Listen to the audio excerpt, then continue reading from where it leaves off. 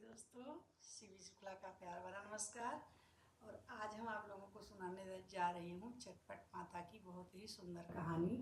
तो आप लोग पूरी कहानी सुनिएगा और अगर आप नए हैं तो सब्सक्राइब जरूर करिएगा और कमेंट करके बताइएगा कि कहानी कैसी लगी और अपना प्यार दुलार आशीर्वाद मुझे देते रहिएगा और पूरी कहानी जरूर सुनिएगा। तो सुनिए, एक पंडित होते हैं, एक पंडिताइन होती है।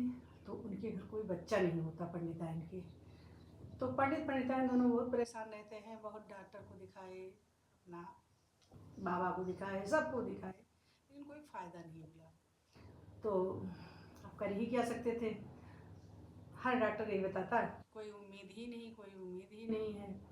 लेकिन अब इस बात से पंडिताइन बहुत दुखी रहती थी, बहुत परेशान रहती थी। लेकिन अब क्या करें, अपने हाथ में कुछ था नहीं।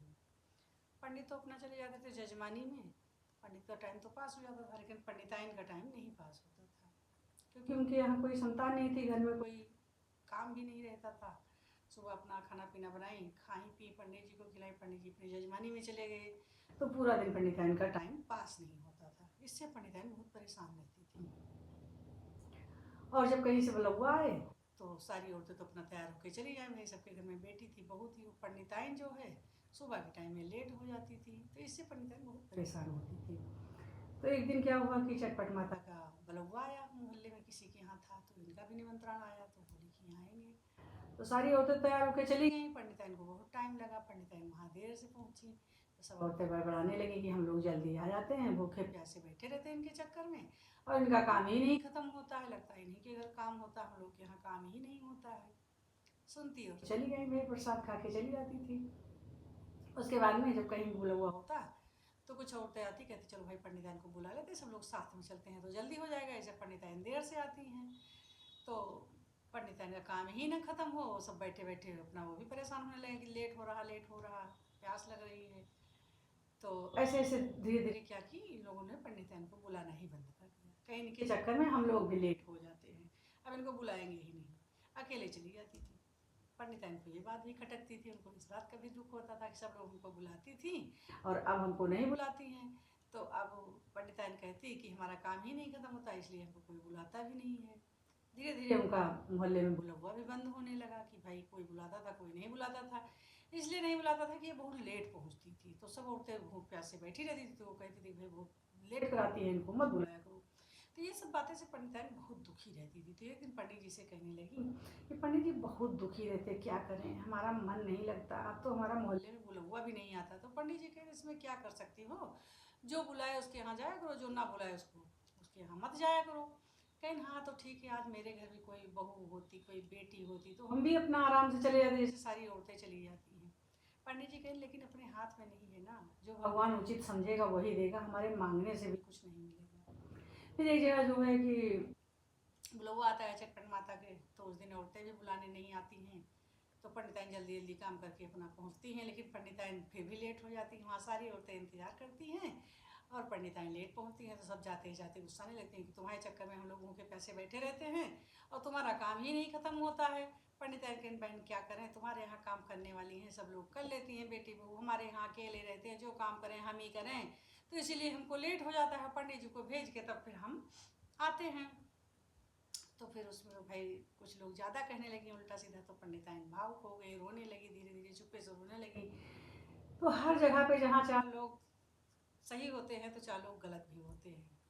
इसी पे दुनिया टुकी है कि जितने खराब हैं उससे ज़्यादा अच्छे लोग हैं इस पृथ्वी पे। तो क्या होता है कि वो कहते हैं कि अच्छा पंडिताइन रो नहीं, तुम परेशान ना हो, जैसे सब लोग चटपट माता से मांगते हैं ऐसे तुम भी मांगा करो ना, मनौती मांगा करो।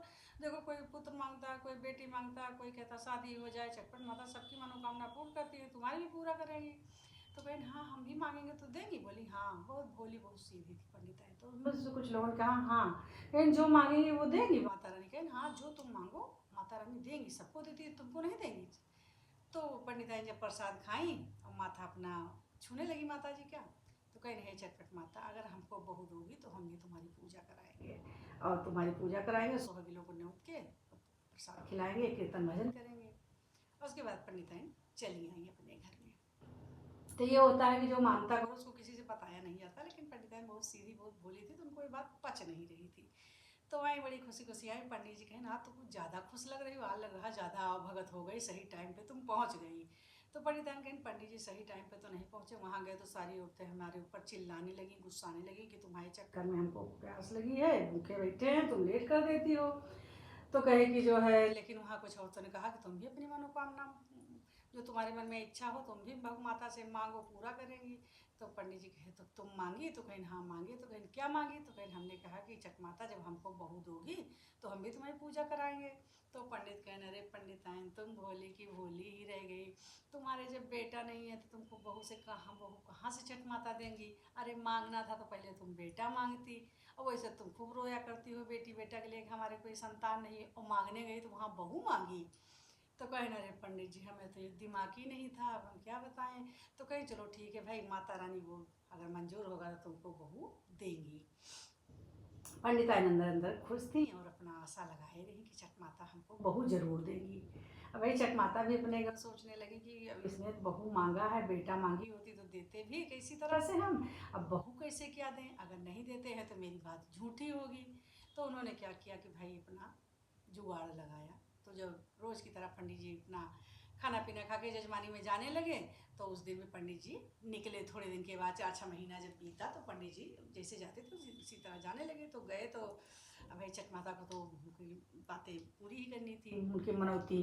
तो जा रहे थे पंडित जी, तो रास्ते में प्यास लग गई पंडित जी को। साइकिल से जाते थे, पहले गाड़ी मोटर था नहीं, और पुराने ज़माने के पंडित जी थे। तो देखे गांव दिखा दूर, तो सोचे चले वहीं पे रुकेंगे, थोड़ा विश्राम करेंगे, पानी पिएंगे, तब आगे बढ़ेंगे। तो वहाँ गए, रुके, पानी वानी पिए, तो देखे कि वहाँ पे 2-4 औरतें इकट्ठा थी। तो पंडित जी भी उधर धीरे धीरे गए, बढ़े, तो देखे कि एक औरत बहुत रो रही थी और कह रही थी अपनी लड़की को कि तुम मर जाओ तो अच्छा है, अब तो हम तुमसे उब गए, सारा पैसा भी लगा दिया, सब चीज़ खर्चा कर दिया, तुम ठीक ही नहीं हो रही हो, हम बहुत परेशान हैं, अपनी बेटी का दुख देखा भी नहीं जाता है। यही सब बातें हो रही थी, सारी औरतें खड़ी होकर कर रही थी, और वो औरत खूब रो रही थी। और सयानी लड़की सामने बैठी हुई थी, क्योंकि वो बहुत बीमार रहती थी, तो वो ठीक ही नहीं हो रही थी, तो इसीलिए उसकी माँ हो गई थी। तो पंडित जी ने कहा कि ऐसे क्यों कह रही हो अपनी बेटी को, कोई मरने के लिए मनाता है, जिसके नहीं है उससे पूछो कितनी मनौती करता है तब वो पाता है, वो आप मरने के लिए कह रहे हैं। पंडित जी क्या करें, बहुत परेशान हो गए हैं, पैसा सारा लगा दिया खेती बाड़ी बेच के, लेकिन ये बेटी ठीक नहीं होती है, कुछ खाती पीती नहीं है, तो बड़ी तकलीफ होती है, तो ये मर जाए तो हम क्या करें, इस भगवान से मना रहे हैं, भगवान इसको बुला लो।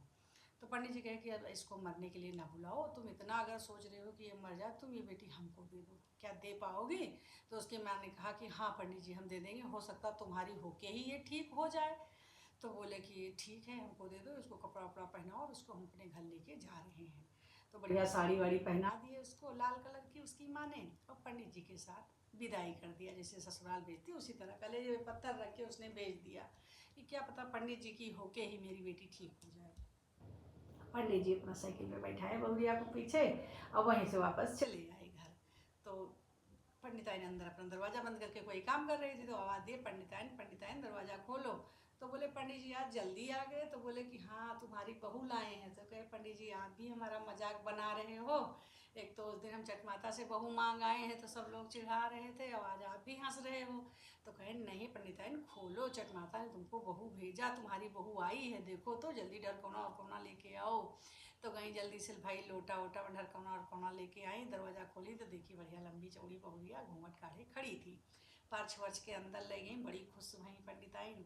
अब पंडित जी ने कहा कि इस बहू को बहुत ध्यान रखना, इसके खाने पीने का बहुत ध्यान रखना। पंडिताइन भाई बहू आई घर में, कोई तीसरिया आदमी आया तो खूब बनाती खिलाती, उसकी सेवा करती, हर चीज़ दूध वूध बना दी, सब खिलाने पिलाने लगी। थोड़े दिन में वो पंडित जी के भाग से, पंडिताइन के भाग से स्वस्थ हो गई, और जब स्वस्थ हो गई तो घर में सारा काम करने लगी, बहू की तरह घर में रहने लगी।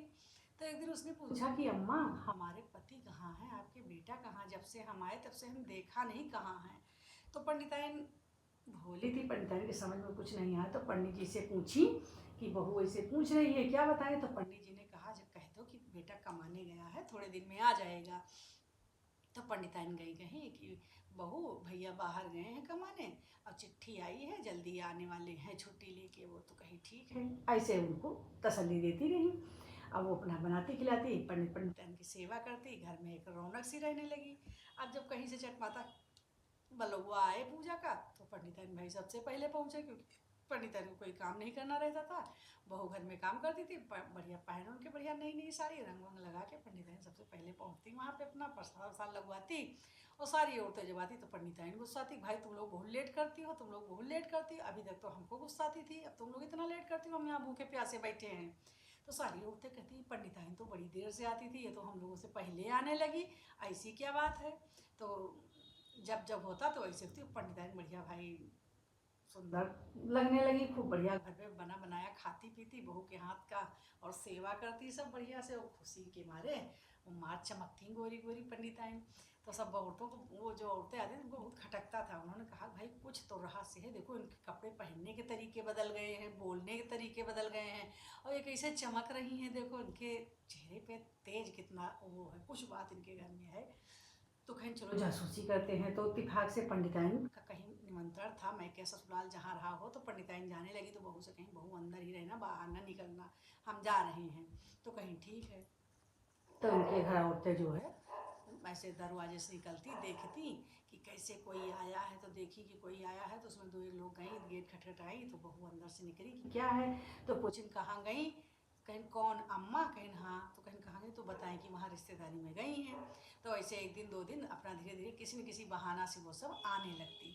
तो कहें कि तुम उनकी कौन हो, तो बताए कि हम उनकी बहू हैं, वो हमारी सास हैं। तो वो सब बताने लगी कि अरे इनके तो बेटा है ही नहीं, तुम बहू कहाँ से ले आए, और तुम्हारा आदमी कहाँ है। तो कहें कि अम्मा कहती हैं कि वो बाहर कमाने गए हैं, थोड़े दिन में कमा के आएंगे। तो कहें कि ये तुमको झूठ बताती हैं, इनके बेटा ही नहीं है, और जो ना तुम कैसे इनके घर में आ गए, तुमको केवल झूठा तसल्ली दे रहे हैं। तो कहें अब क्या करें, तो कहेंगे अब जब आएंगे तुम गुस्सा आना, खाना नहीं बनाना, बर्तन वर्तन फेंक देना आंगन में, कहना जब तक हमारा पति नहीं बुलाओगे तब तक हम काम नहीं करेंगे, खूब रोना, खाना वाना नहीं खाना। तो सारी औरतें मोहल्ला के सिखा गई भाई उनको। तो अब जब पंडिताइन आई तो वैसे तो थाली में पानी लेके पैर वैर धुलती थी पंडिताइन की, जो पंडिताइन कहीं से आती थी। उस दिन आई तो मुँह फुलाए बैठी थी बहुरिया, कुछ बोली नहीं। तो पंडिताइन कहीं लग रहा कोई बात है पंडित जी से कहीं। तो कहें कि पंडित जी कहें देखो खुद ही बताएगी जो बात होगी। तो कहें कि जो है अम्मा, कहें हाँ, कहें कि ये बताओ कि हमारा पति कहाँ है, तुम्हारा बेटा कहाँ है।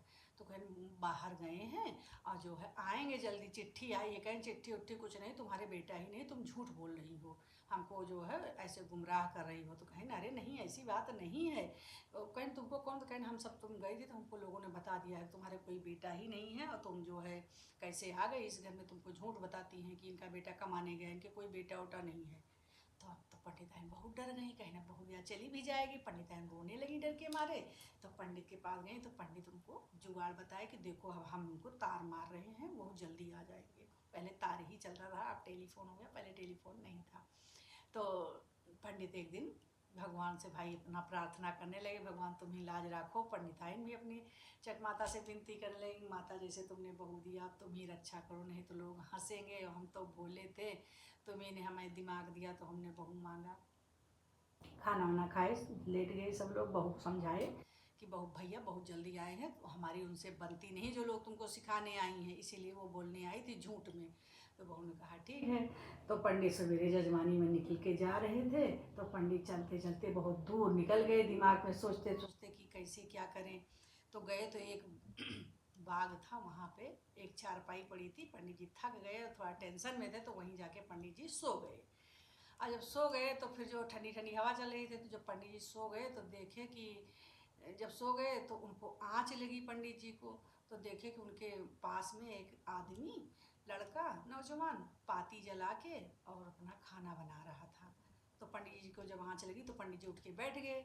तो पूछे कि क्या है भाई, तुम कौन हो, पत्ती जला के खाना बना रहे हो। तो उस लड़के ने कहा कि पंडित जी हम बहुत गरीब आदमी हैं, हमारे पास कुछ नहीं है, और दिन में हम भिक्षा मांगते हैं, तो जो मिलता है यही पाती वाती जला के हम खाना बना लेते हैं, खा लेते हैं, ऐसे अपना दिन गुजारते हैं और यहीं सो जाते हैं। तो पंडित जी ने कहा तुम तो बहुत गरीबी है। तो कह रहे कि हमारे साथ चलोगे। तो कहें हमारे साथ हम क्या कर सकते हैं, अगर ले चलोगे तो हम आपके साथ चलेंगे। तो पंडित जी ने कहा कि हमारे कोई संतान नहीं है, तुम बेटे के रूप में चलो, हमारे घर रहो, जो हमारा है वो सब तुम्हारा रहेगा, और हमारा बुढ़ापे में सेवा पानी करना, और बहू हमारे घर पहले से जा चुकी है, सब पंडित जी ने बताया लड़के को। तो कहा कि शादी करना चाहोगे? तो उसने कहा हमारी गरीब की कौन शादी करेगा। तो बोले कि बहू घर में है, उसी से तुम्हारी शादी करेंगे। तो लड़का तैयार हो गया। पंडित जी अपने साइकिल पे बैठाए भाई और अपना लड़का को लेके चले आए तो दरवाज़ा खटखटाए, सास बहुरिया अंदर थी। तो कहे कि पंडिताइन खोलो। तो कहे कि जो है पंडित जी आज जल्दी आ गए? कहे हाँ आज जल्दी आ गए। तो कहें कि देखो भैया आए हैं। कहें भैया कौन आए? कहें भैया परदेश से आए थे, तार मारे थे हम कि जल्दी आ जाओ और बहू की तबीयत खराब है, झूठ बोले थे तो भैया आ गए हैं। तो पंडिताइन जल्दी से खोली तो देखा लंबा चौड़ा सुंदर सा लड़का खड़ा सामने, नौजवान। तो पंडित जी खुशी के मारे पंडिताइन समझ गई कि सब माता का चमत्कार है। उन्होंने जल्दी बहू को बुलाया, कहा बहू बहू देखो भैया आ गए। तो तुम कहती थी हमारे बेटा ही नहीं है, तुम को सब लोग सिखा गई थी, तुमको लड़ाई झगड़ा कर रही थी, जाओ जल्दी ढरकौना लेके आओ। भैया का ढरकौना दिन, थाली में पानी लाई जल्दी से, खुशी में समझे में ना आवे पंडिताइन की क्या करें। तो कहें पानी जल्दी लेके आओ, भैया के पैर धुलो। भैया के पैर वैर धुलिन और उसके बाद में भाई फिर जब बहू बेटा दोनों हो गए तो पंडिताइन बड़ी खुश हुई, पंडित जी भी खूब खुश हुए। और उसके बाद गांव में गई पंडिताइन, कहेंगे पहले अब हम चटपट माता की पूजा करेंगे। चटपट माता ने हमको बेटा बहू दोनों दे दिया है। हम तो बहुत टेंशन में थे लेकिन माता ने हमारी लाज राखी, हमारी सोनी कोख भरी, हमारे आंगन में खुशियाँ आई। तो गई तो मोहल्ले में सब औरतों को निमंत्रण दे के आई कि हमारा बहू बेटा आया है, चटपट माता ने हमें दिया है। तो चलो सब लोग पूजा है और सब लोग को प्रसाद खाना है, कीर्तन भजन करना है। तो सारी औरतें आती हैं और सब लोग जो सिखा के गई वो लोग भी शर्मिंदगी उठाती हैं, कहती हैं कि हम सिखा के गए थे। तो कहेंगे देखी तो दिखाई बेटा बहू की जोड़ी भी खूब अच्छी थी, पूजा उजा कराई, खूब कीर्तन भजन हुआ। और उसके बाद में कथा सुनी, चटपट माता की पूजा हुई, जो जो पूजा करनी थी सब कराई। उसके बाद बहू से कहेंगे ये तुम्हारे पति हैं, पति उससे बताएगी ये तुम्हारी बीबी है। दोनों बहू बेटा घर में रहने लगे। पंडिताइन के भाग जग गए, बेटा कमाने लगा, पंडित के बुढ़ापी का सहारा हुआ। पंडिताइन को बना बनाया खाना मिलने लगा, खाने लगे। उसके बाद उसके बच्चे भी हुए, सब घर में भाई माहौल चेंज हो गया चटपट माता की कृपा से। तो चटपट माता जैसे माता तुमने पंडिताइन का भला किया उसी तरह सबका भला करो, सबके घर खुशियाँ लाओ, सबको बुद्धि दो और माता रानी सबके आंगन में खुशियाँ हो। और जो तुम्हारी पूजा कराए उसको भी माता खूब खुश रखो, जो तुम्हारी कथा सुने, जो कहे सबकी मनोकामना पूर्ण करो। तो बोलो चटपट माता की जय।